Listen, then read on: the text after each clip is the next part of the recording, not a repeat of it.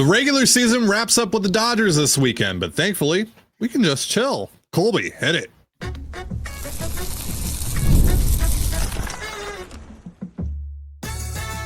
You are Locked On Mariners, your daily Seattle Mariners podcast. Part of the Locked On Podcast Network, your team every day. Ahoy, sailors. It is Friday, September 26, 2025. This is Teddy Gonzalez and Colby Patnode for the Locked On Mariners podcast, part of the Locked On Podcast Network, your team every day. This episode is brought to you by FanDuel. Right now, new customers can bet just $5, and if your bet wins, you'll get $300 in bonus bets to use across the app.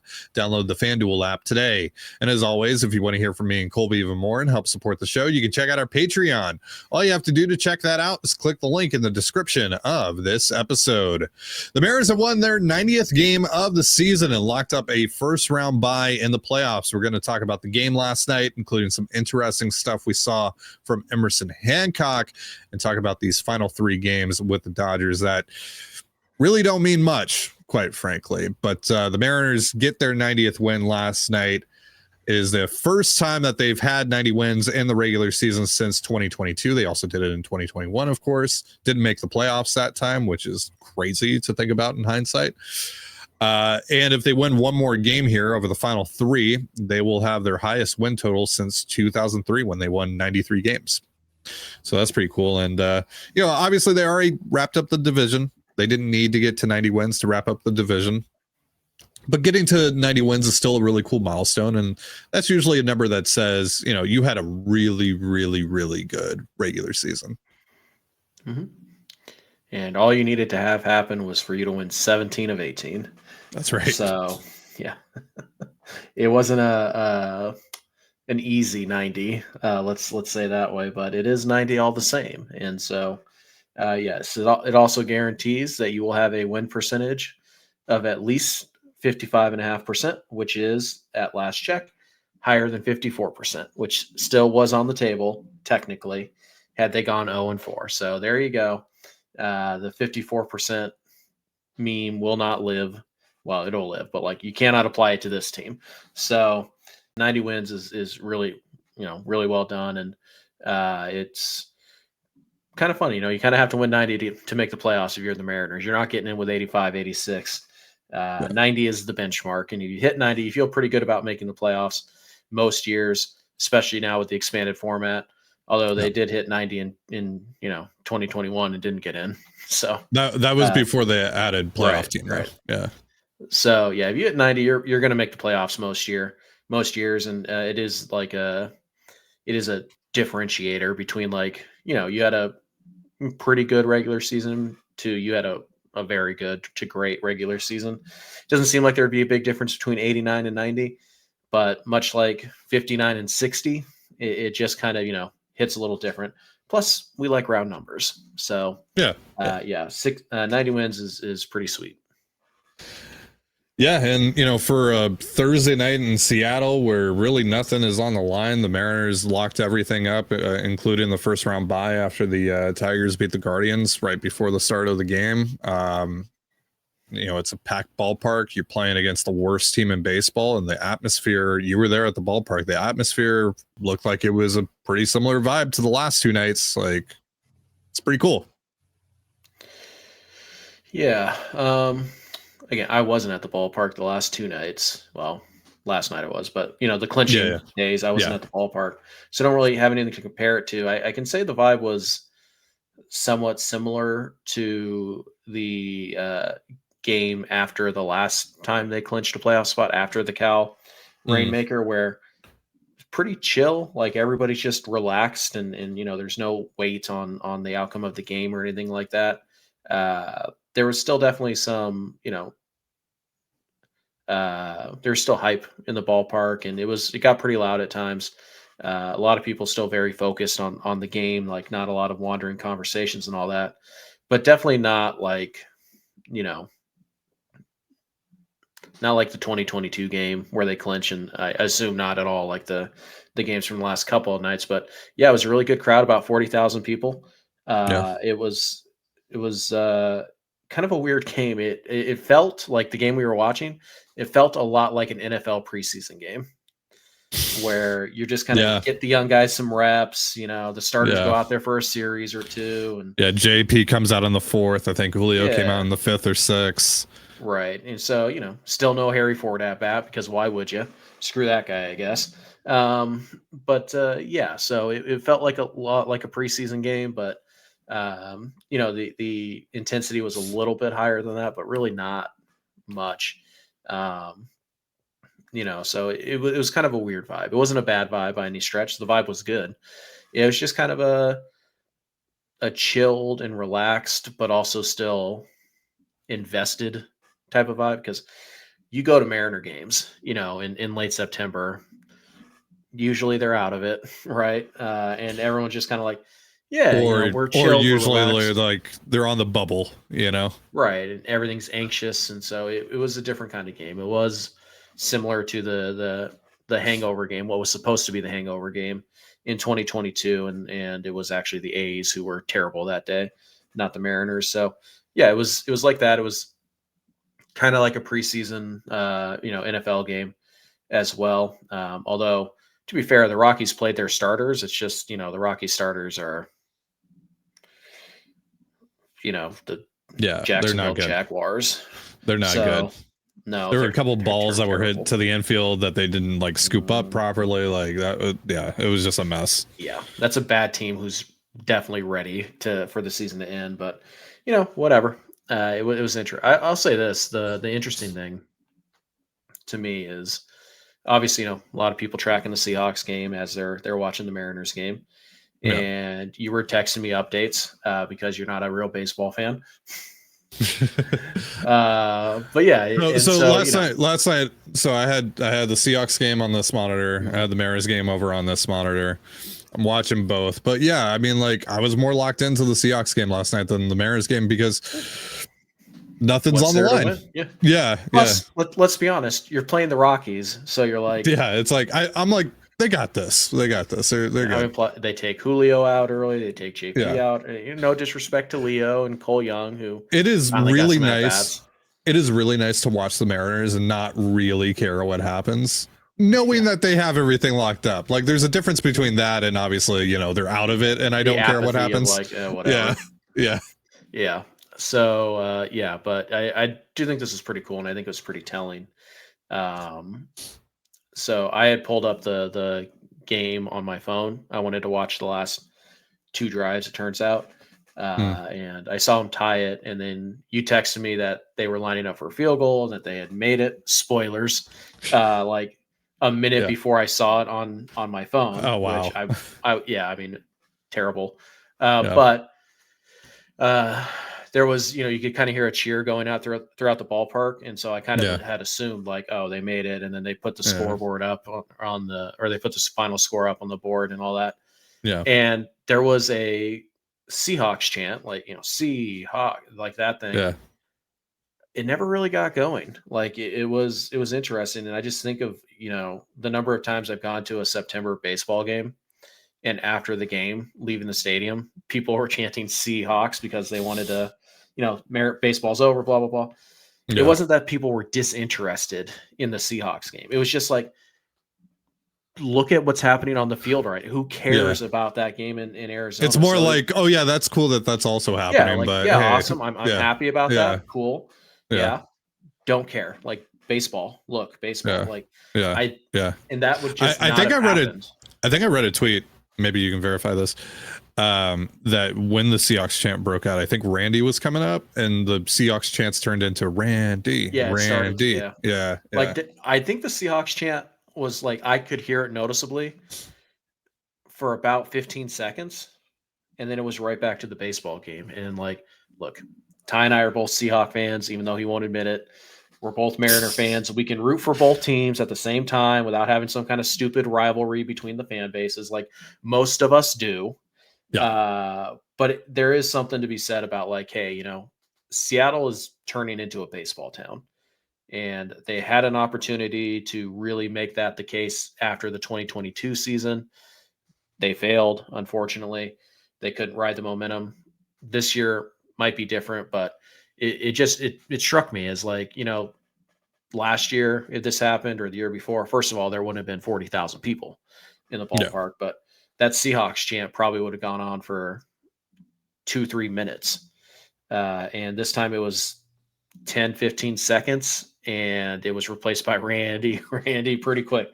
So again, as somebody who roots for the Seahawks and the Mariners, I think the feud between the two fan bases who are only Mariner fans or only Seahawks fans is amongst the stupidest things about the Seattle fandom. It did strike me as pretty cool that, like, yes, the Seahawks went down to a division rival on Thursday. They won that game on a walk-off field goal, and people were just like, yeah, cool. We're only up 5-1 right now, so I'm going to watch the baseball game if you could stop. So I thought that was cool. I mean, only up 5-1 on the Rockies is like being up 50-1, but sure. But I mean, like, it was just kind of like this. We acknowledge that it happened, but that's like secondary. We don't care that much. We want to watch the baseball game, and that's just a pretty stark shift in the mentality of Seattle sports fans, I think, just from the last couple of years even. So this team's got something. They've got the attention of even the average baseball fan. So I think that's a cool thing. All right, so we're going to switch gears here. We're going to talk a little bit about Emerson Hancock, Gino Suarez, and the rest in just a moment. But first, a reminder, this episode of the Locked On Mariners podcast is brought to you by Rougiette. Fellas, you've probably heard of Viagra or Cialis. Maybe you've even tried them. But if you're looking for something beyond the usual pill, it's time to meet Rougiette Go Long. This isn't just another ED pill. It's a total game changer for confidence. Go Long combines 2 doctor-trusted medications and 1 dual-action formula, so you can get hard and go the distance. The effects can last up to 36 hours. That's confidence all day, all night, and even into the next day. Ready to level up your confidence in the bedroom? Head to RUGIET.com and use the promo code LOCKEDONMLB for 15% off your first order. That's RUGIET.com, promo code LOCKEDONMLB. Make sure to use our code so they know we sent you. And you're listening to the Locked On Mariners podcast. For instant reactions following every Mariners game, be sure to tune in to the Mariners postcast with Anderson Hurst and Christopher Crawford, available on both the Locked On Mariners YouTube and podcast feeds. Really nice night for Gino Suarez last night, and he needed it. He had the big home run in game 2 against the Rockies after a rough game 1. So that kind of got him in the right direction. And then last night he starts the game off 3 for 3, wraps up the night 3 for 4. Has a big 2-run bomb to break the ice. You said that might have been the hardest hit ball you've ever seen live in person. You texted me. Just exploded off the bat. Yeah. 3 RBI in total for Gino last night. 3 hard hit balls. Good night for Gino. He really needed that. And Randy also with a couple of hits. He had a 2-run single. Yeah. Just over or just off the glove of the leaping second baseman. Right. Yes. Yeah, I remember her now. And he had 4 hard hit balls on the night as well. Mm-hmm. So really nice night for Randy. So, the 2 guys in your lineup who were struggling the most, both with some pretty big nights, against the Rockies and against that pitching stuff, but still. It's the caveat with everything that happened in the series. It's the Rockies. We get it, but it didn't really matter who Gino was facing at T-Mobile Park over the last month. It was bad. Yeah. So obviously, back-to-back pretty good games for him after what I would call his rock bottom. It's really good to see. And Randy wasn't all that good the first 2 games of the series, even against this terrible pitching. And so for him to have a pretty nice night, if you get those 2 guys going at the same time, like in this lineup, it's over. Like, the American League doesn't stand a chance. Like that. Yeah. That is insane to have that level of length in your lineup. And, Julio's still doing Julio things, and Cal's still doing Cal things, and Naylor, JP has been extremely good the entire month of September.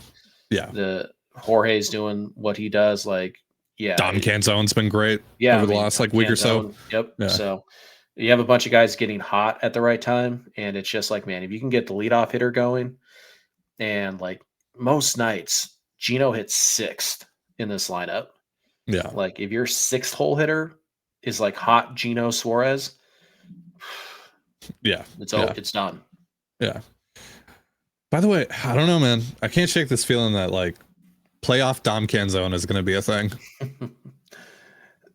See, now every year there's like like Rangers, Travis Playoff insert Jankowski. name. Yeah. Yeah. Yeah.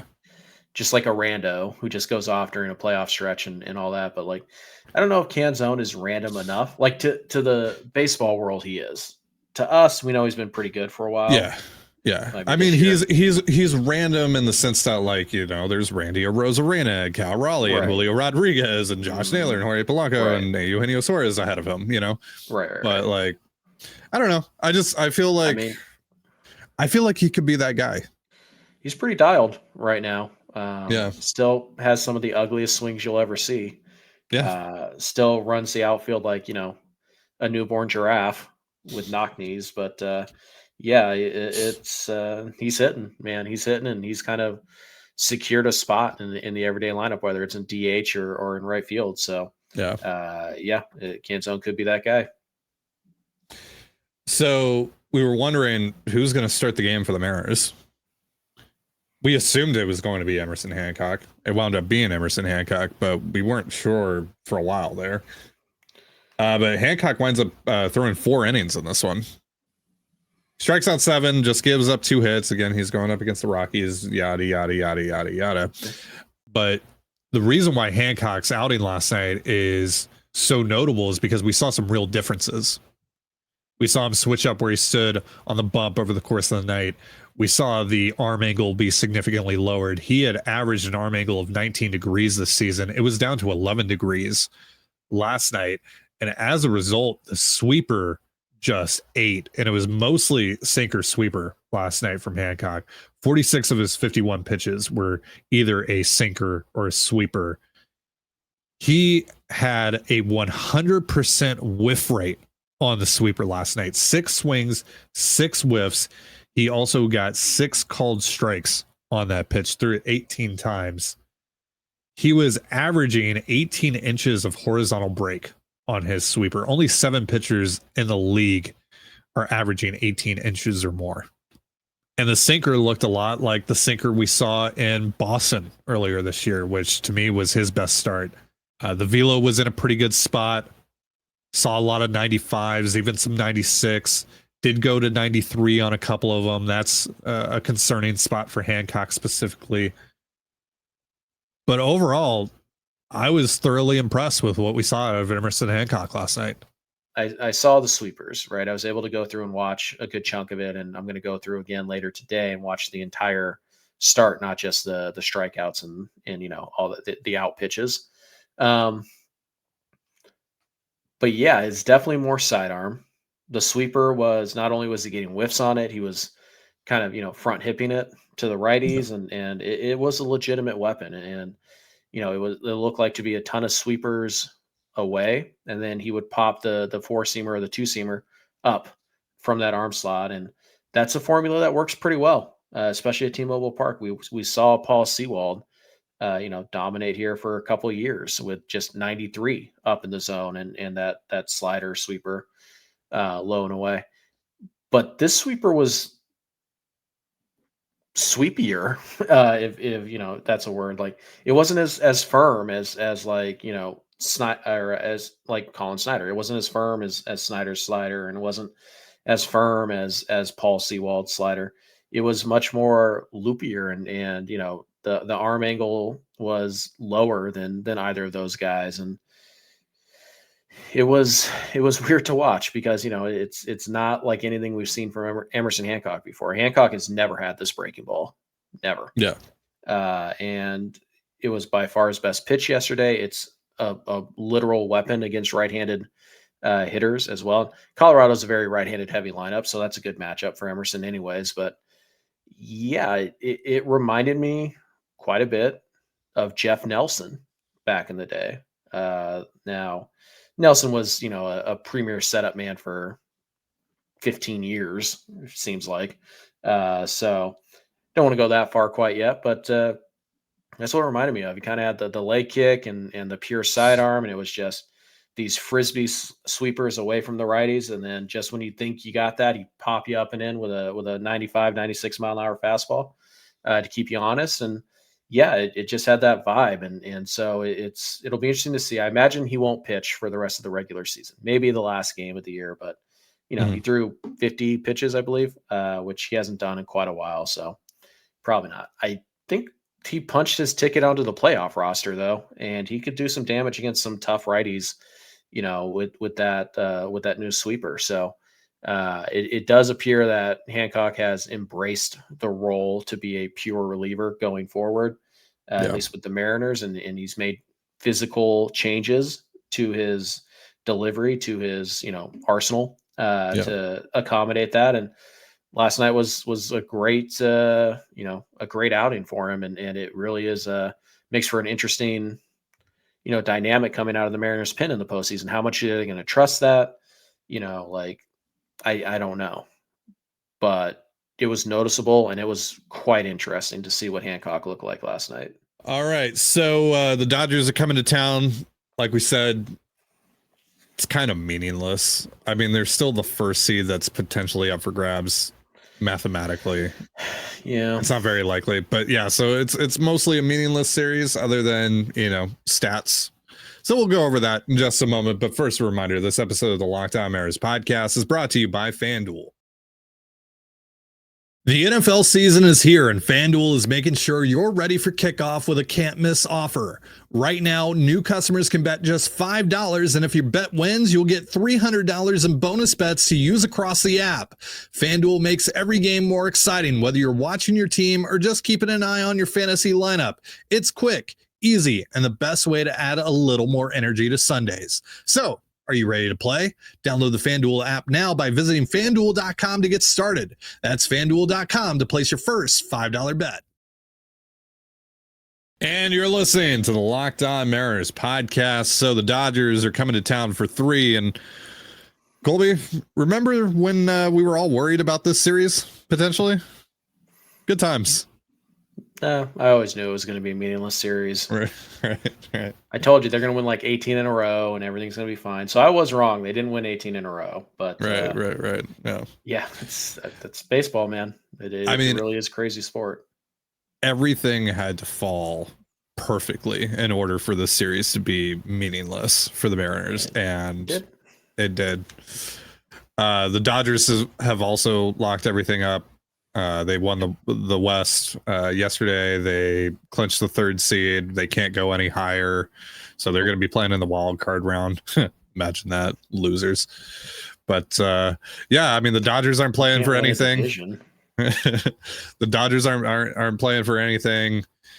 You're not really playing for anything. Again, like the number 1 seed is still mathematically possible, but it's such a long shot. There's just not that big of a difference either between being the 1 and the 2. It's potentially one more home playoff game. It's ultimately dependent on if the Yankees or the Blue Jays, whoever wins the East, wins the divisional round, and you see them in the ALCS, which means that you also have to win the ALCS. Which let's cross that bridge when we get to it. But sure. But yeah, so I don't know. We'll see. Plus, the Blue Jays are playing the Rays for their final series. I think you would need them to lose twice, and you would have to sweep the Dodgers. Right. So, yeah, I don't know. Yeah. So, yeah, and then I don't know who the Yankees are playing. I think they're playing the Orioles. I think it's the Orioles. Yeah. Yeah. So because Boston plays Detroit.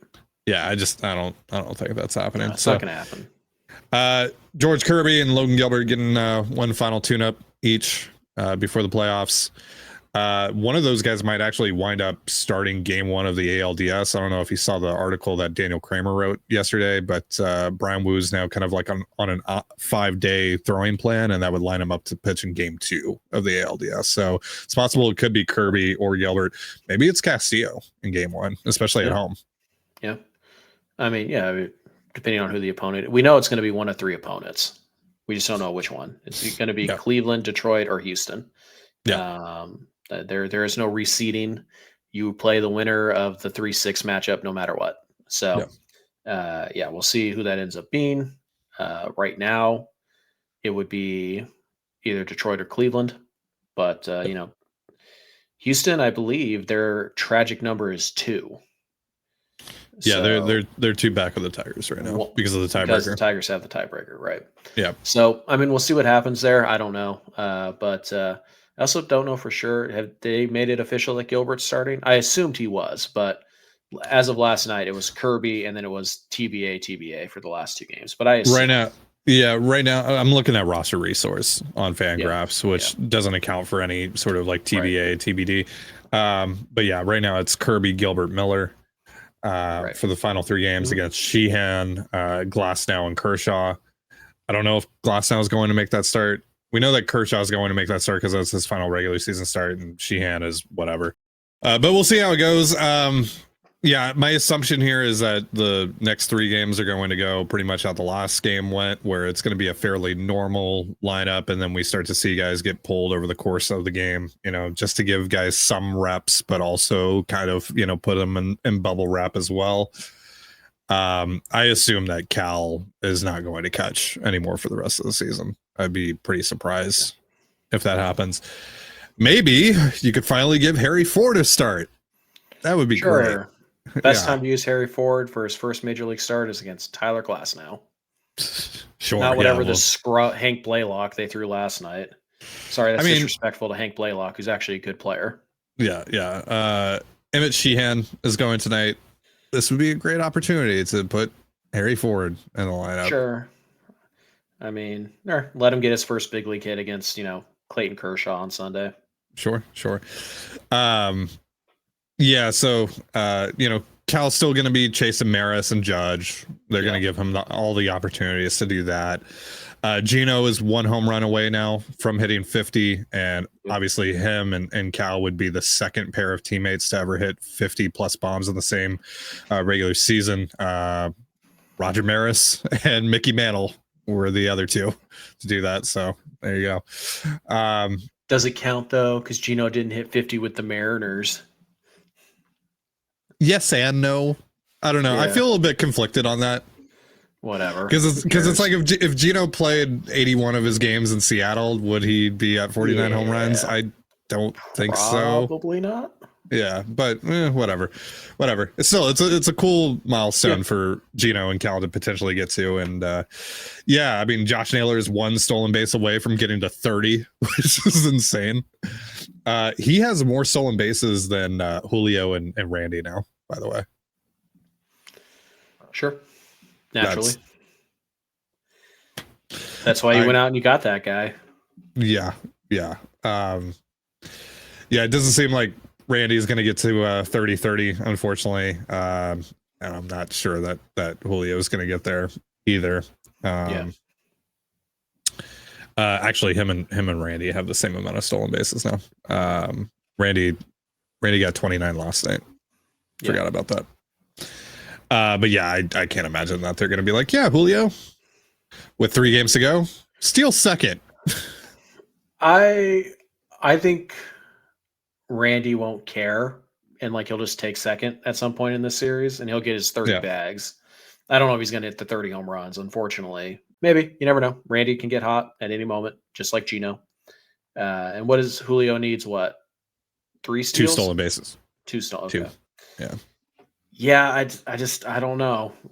You want to get there, but also the last thing you want is Julio to jam his wrist sliding into second. And I mean, correct me if I'm wrong. I'm pretty sure when Sam Haggerty got hurt in the final series of the year, it was on a stolen base attempt.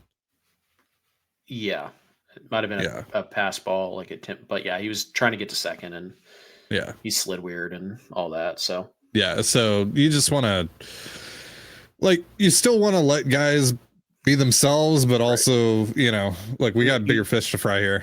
You don't want to be so cautious that you don't allow your body to do what it's been doing, because that could also cause problems. But I think they'll probably dial it. Plus, we don't know how many at bats Julio is going to get over the next 3 games, and might not get on first base twice. My guess is 4 to 6. Yeah. It'll be interesting to see. Julio is one of the guys they took out last night. Do they change it up tonight, or is Gino going to be one of the first guys they take out of the game? Is Is Naylor going to be one of the first guys they take out of the game because he was one of the last guys they took out of last night? Does Randy get removed from this game tonight because he played all 9 innings yesterday? Blah blah blah. So again, we're just kind of trying to figure out how they're going to handle this. But any other individual milestones? Like nothing for Cal to do. So there might be some that I'm not aware of. For maybe like, I don't know if like JP's on the verge of anything. I don't know if Polo's on the verge of anything. Like I know about, Naylor's stolen bases, Gino's homers, obviously Cal. Julio. Oh yeah. Julio's 5 RBI away from 100 RBI season. That would be his second 30 homer, 100 RBI season in his career. He's going to do it all tonight. That'd be great. That'd be awesome. 5 RBI, 2 stolen bases, leaping catch at the wall again. Sure. Yeah. So it's going to be great. Tonight is Julio's night. That's going to do it for our show. Thank you so much for joining us here on the Locked On Mariners podcast. For Colby Patnode, I'm Titan Gonzalez. Be sure to give us a follow on Twitter at @LO_Mariners. You can follow me at Titan Gonzalez and Colby at CPAT11. That's CPAT11. We're also on Blue Sky. You can follow me at TDG, Colby at MLB Colby, and the show at Locked On Mariners. You can also find us on Instagram at Locked On Mariners. Have yourself a beautiful baseball day, and we'll see you next time. Peace.